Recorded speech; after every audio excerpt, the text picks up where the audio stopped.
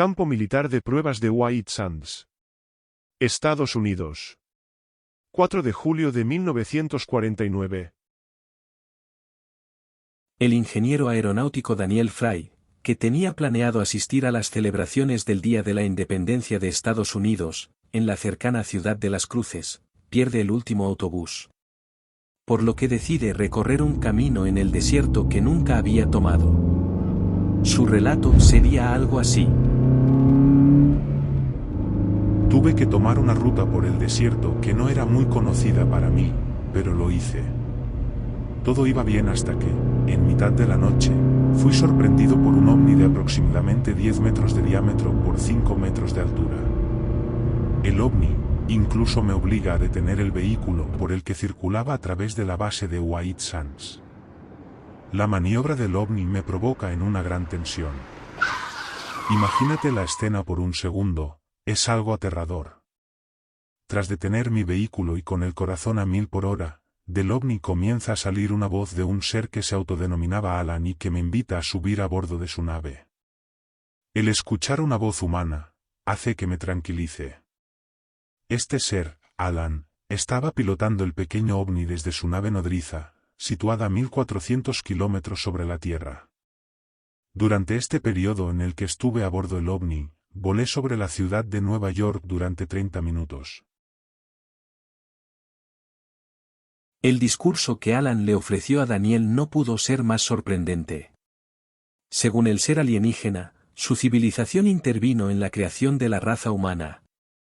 Y ahora, estaban comenzando a establecer nuevos contactos con nosotros.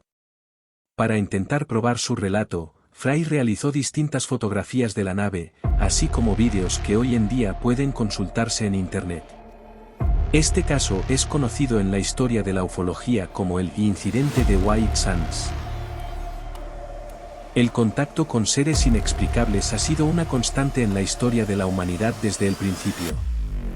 Mitos, leyendas, gigantes, dioses o dragones, el hombre ha ido cambiando la terminología con la que dirigirse a ellos, pero el fenómeno siempre ha estado presente, a lo largo y ancho de todo el globo. Pero, ¿qué probabilidades hay de sufrir uno de estos contactos con seres de otro mundo? ¿Está nuestra galaxia desierta de vida inteligente? ¿O por el contrario, es un hervidero de vida?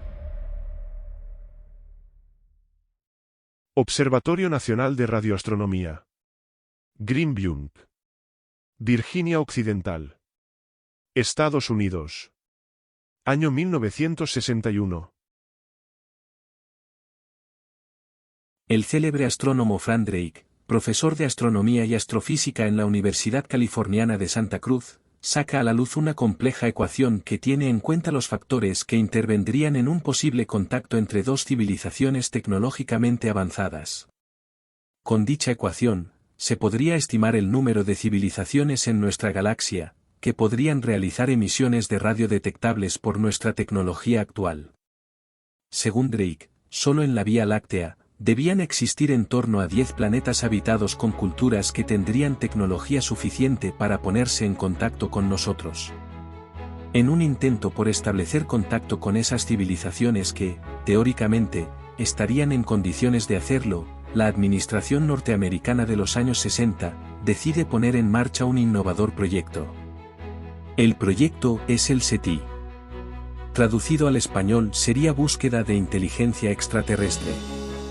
El proyecto englobaría todos los intentos que astrónomos y astrofísicos de todo el mundo han llevado a cabo desde los años 60, con el objetivo de detectar señales de posibles culturas extraterrestres. A lo largo de casi 30 años, el SETI sobrevivió con bastante poca ayuda presupuestaria, hasta el año 1988.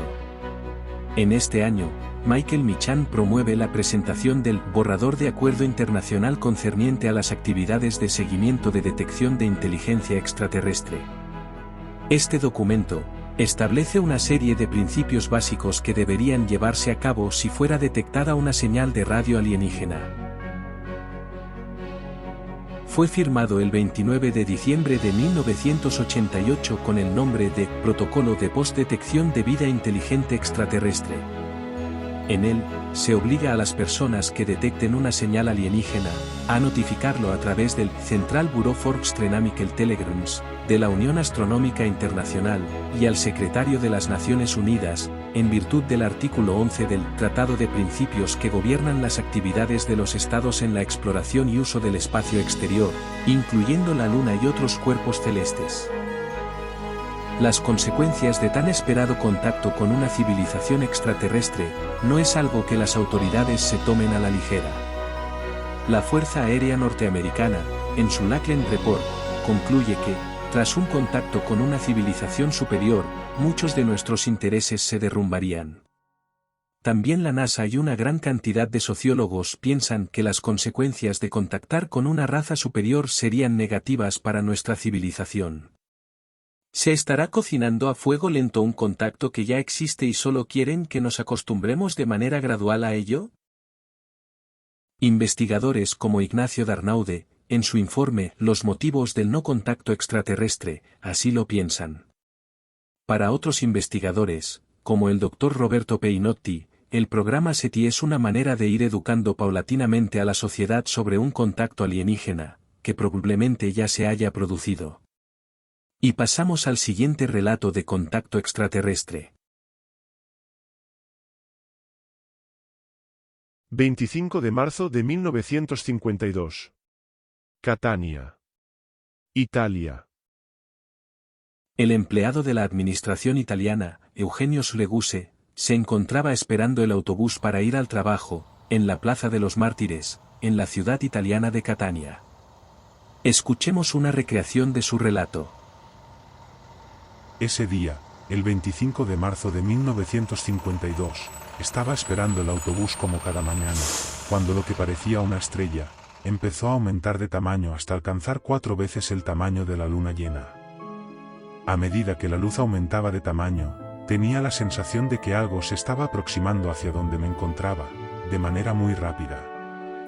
Entonces, el pánico me hizo esconderme tras una columna de la plaza, pero no fue suficiente.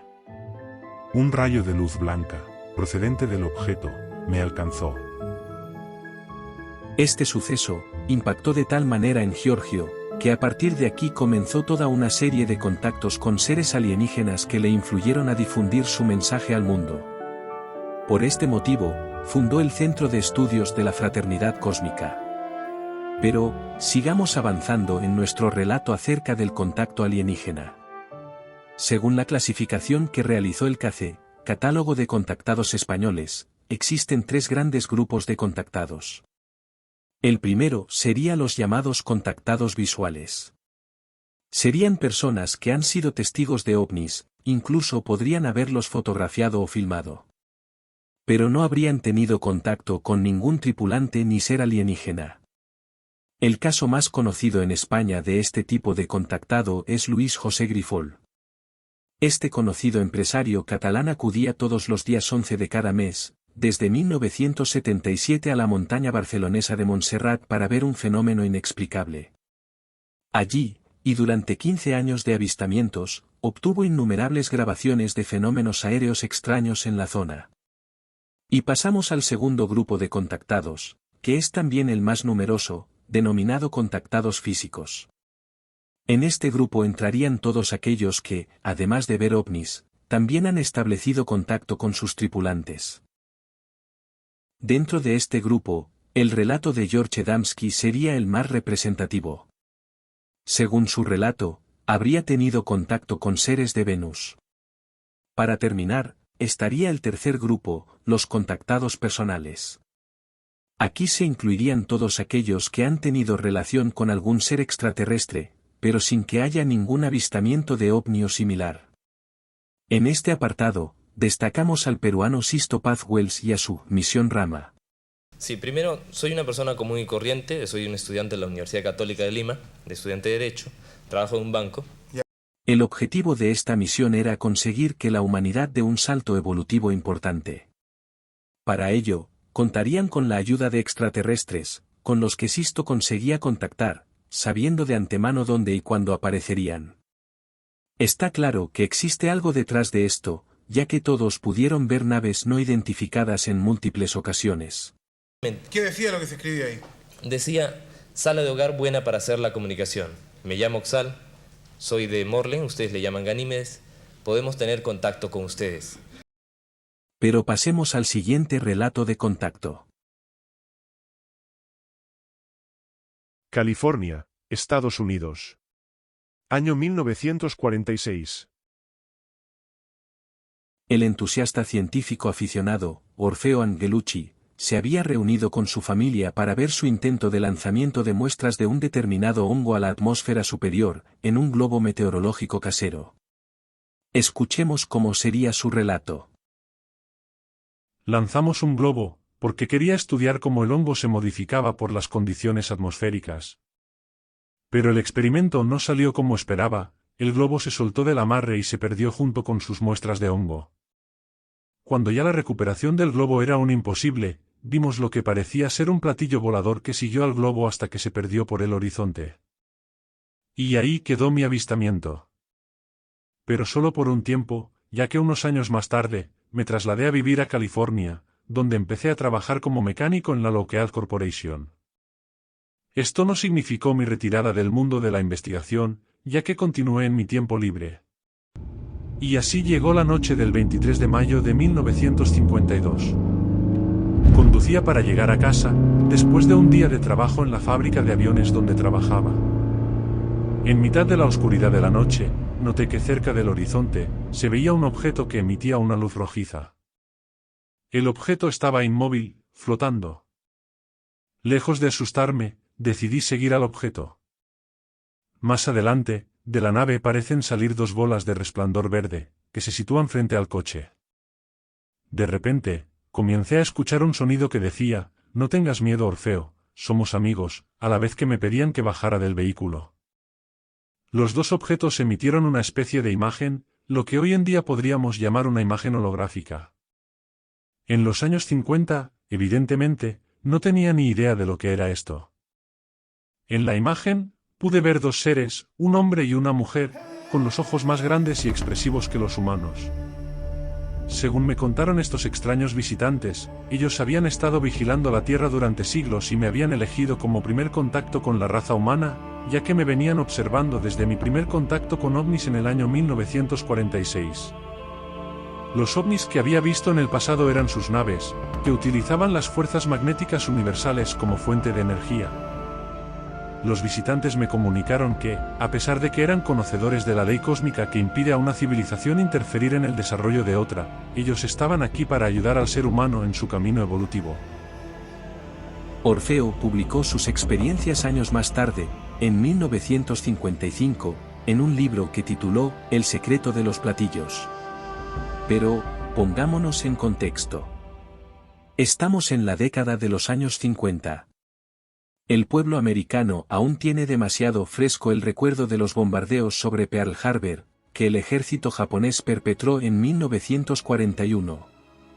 Por otro lado, estaban comenzando a despuntar los ensayos nucleares de las dos grandes potencias, por lo que el miedo de la ciudadanía a que exista algún tipo de fenómeno aéreo que el ejército no puede controlar y que viola los cielos estadounidenses sin que puedan hacer nada, no es algo que el gobierno pueda permitir.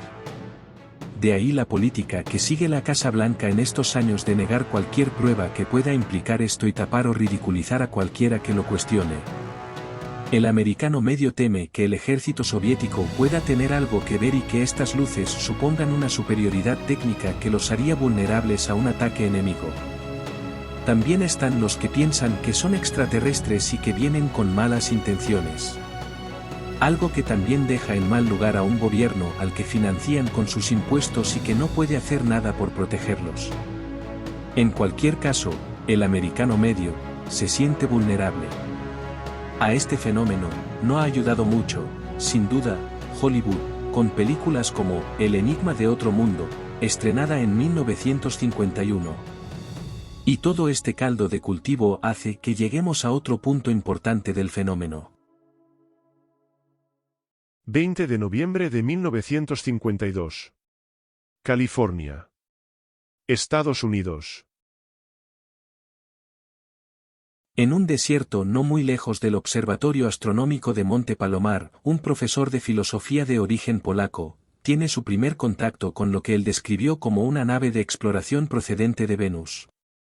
Unos días más tarde, volvería a contactar con ellos, aunque en este caso, lograría fotografiarlos, llevando a Adamski al estrellato mediático internacional. El propio Adamski se explicaba así.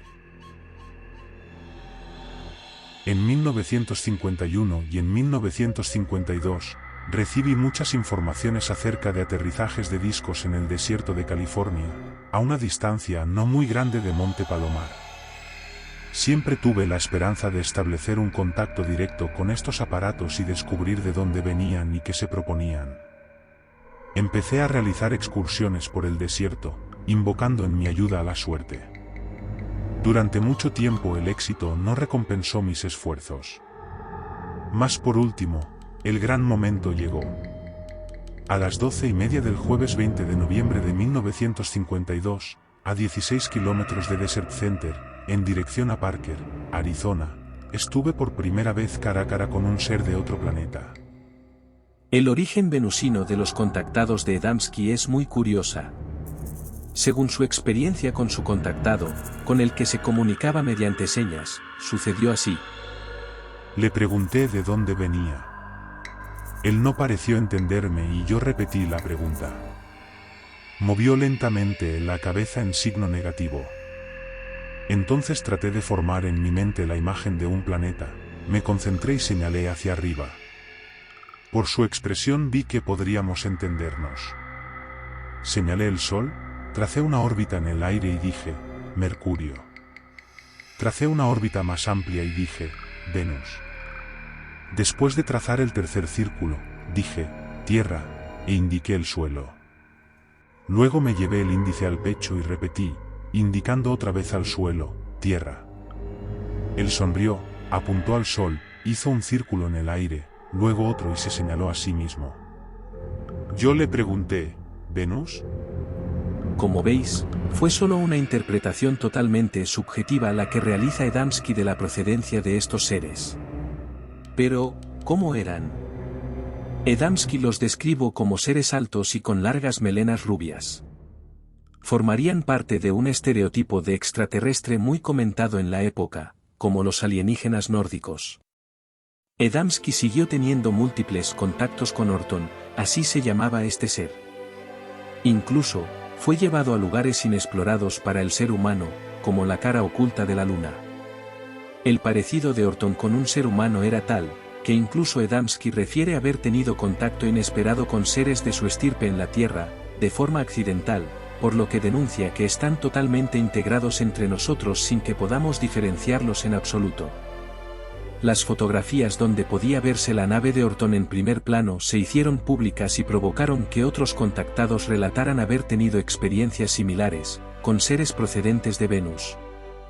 Este hecho, tuvo un efecto contrario en la opinión pública, ya que, al proliferar estrambóticas historias sobre extraterrestres procedentes de Venus, comenzaron a salir voces críticas que dudaban de la veracidad de estas historias y achacaron su creación a personas que buscaban fama.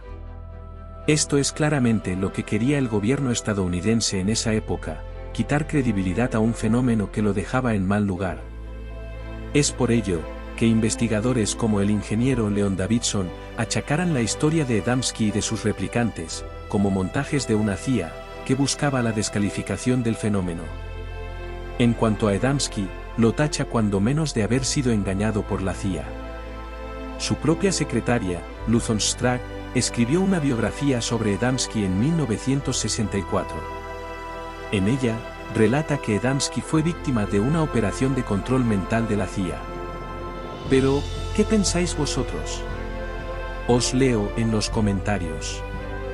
¿Creéis que todos los contactos sufridos por Adamski y otros contactados fueron realmente una operación de la CIA para desacreditar el fenómeno ovni ante la opinión pública? ¿Sería un intento del gobierno de Estados Unidos de salvar su imagen ante un fenómeno real, debido a la gran cantidad de avistamientos y a la cercanía del incidente de Roswell, que estaba empezando a salir a la luz y que les estaba dejando en mal lugar? Seguiremos investigando para traeros más información sobre el pasado y el presente de este fenómeno. Hasta el siguiente capítulo, amigos.